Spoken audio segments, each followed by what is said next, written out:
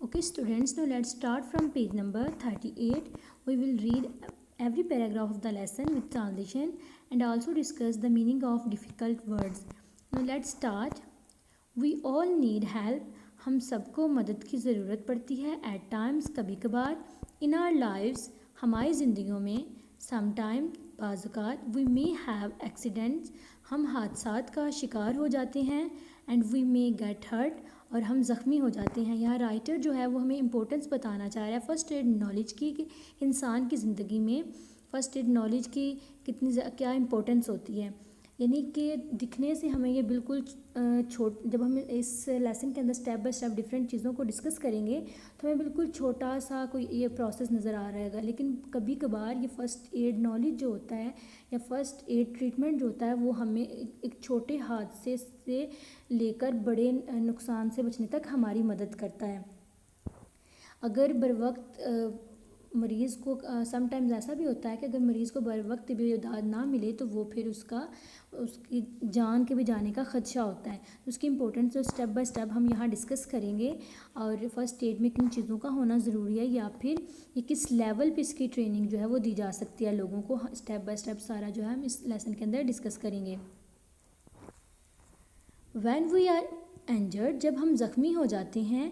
Are suddenly या अचानक become unwell, बीमार पड़ जाते हैं. We need someone to help us, हमें किसी ऐसे शख्स की ज़रूरत है जो हमारी मदद कर सके.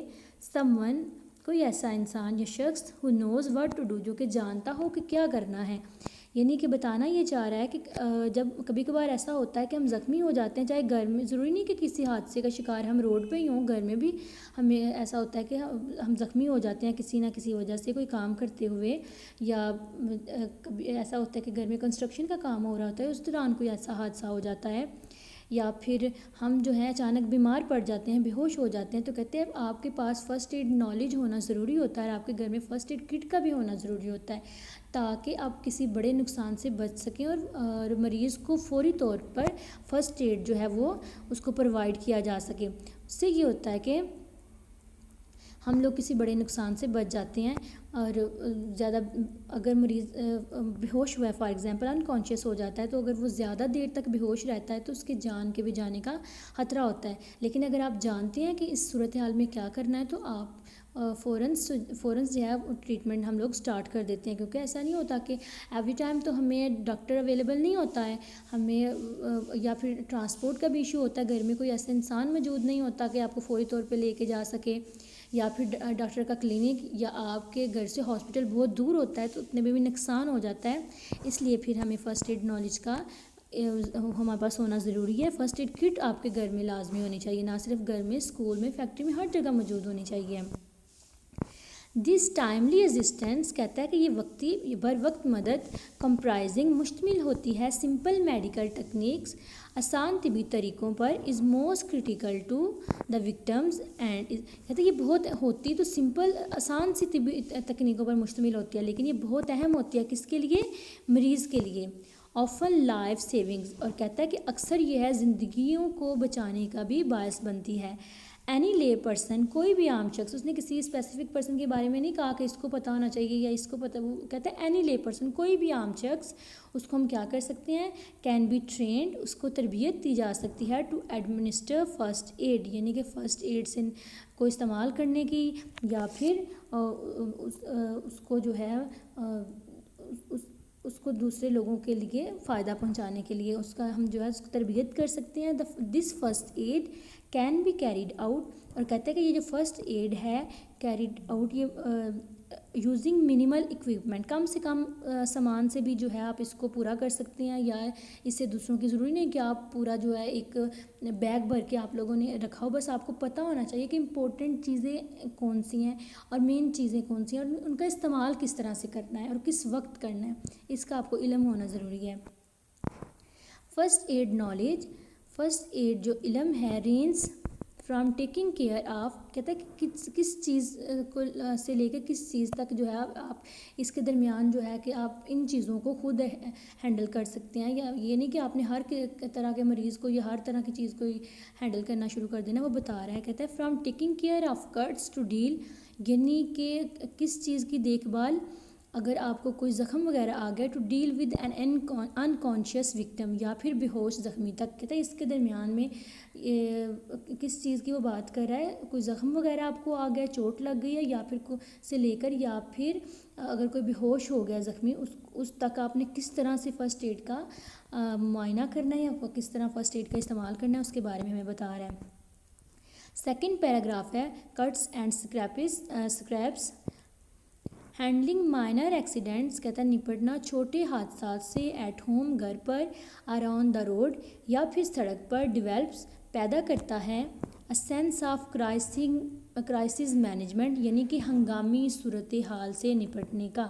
کہتا ہے کہ آپ گھر پہ یا سڑک پہ کسی قسم کا حادثہ ہو گیا ہے اور یہ جو فرسٹ ایڈ نالج ہے یہ آپ میں کس چیز کا شعور پیدا کر رہا ہے کہ آپ نے ہنگامی صورتحال سے نپٹنا کیسے ہے.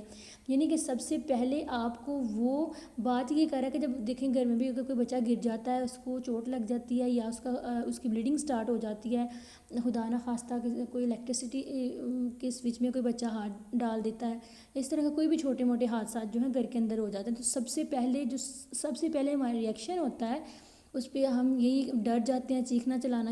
یہ بات کیا کرنا چاہ رہا ہے وہ کہ ہنگامی صورتحال سے اپنے کس طرح سے نپٹنا ہے, اپنے جذبات پہ کیسے قابو پانا ہے اور سامنے والے مریض کو کیسے ہینڈل کرنا ہے.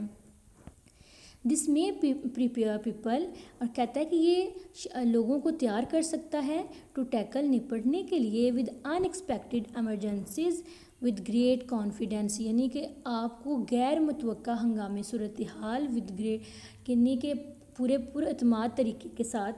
میں نے آپ کو بتایا نا کہ کسی کو چوٹ لگ جانا یا کسی حادثے کا شکار ہو جانا, تو سب سے پہلے ہم میں سے موسٹلی لوگ جو ہوتے ہیں وہ کمزور اعصابوں کے ہوتے ہیں, تو ہم اپنے حواس کھو دیتے ہیں, ہمیں سمجھ نہیں آ رہی ہوتی, ہم بجائے اس انسان کو حوصلہ دینے کے یا پھر اس کے زخم کو کٹ کی ٹریٹمنٹ کرنے کے, کیونکہ because we don't have knowledge about that نا, ہمیں پتہ نہیں ہوتا کہ ہم نے اس کو ہینڈل کس طرح سے کرنا ہے.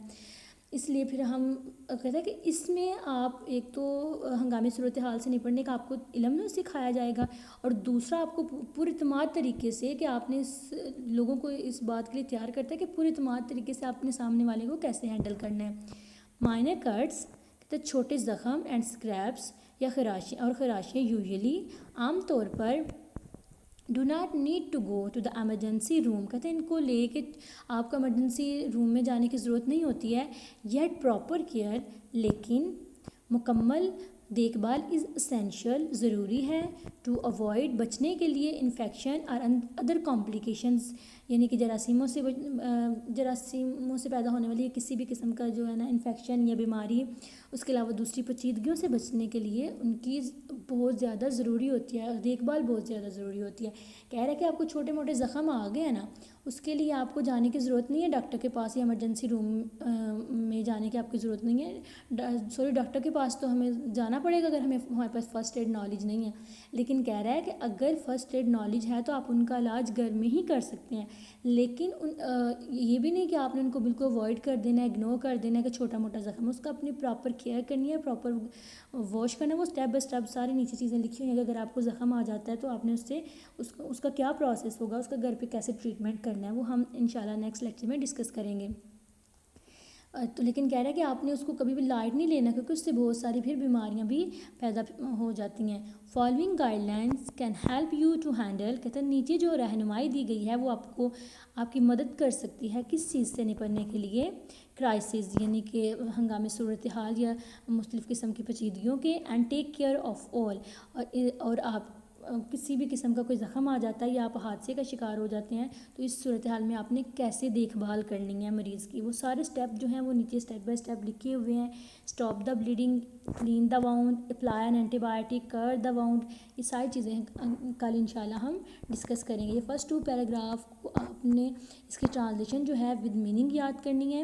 آپ کو کلاس میں بھی ہمیشہ میں یہی بات سمجھاتی ہوں کہ بورڈ کے پیٹرن کے اکارڈنگ آپ کو ترجمہ جو ہے ورڈ ٹو ورڈ لکھنا پڑتا ہے.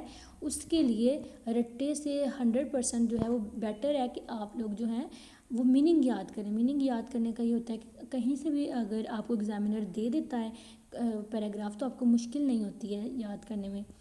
Thank you so much, take care of yourself, اللہ حافظ.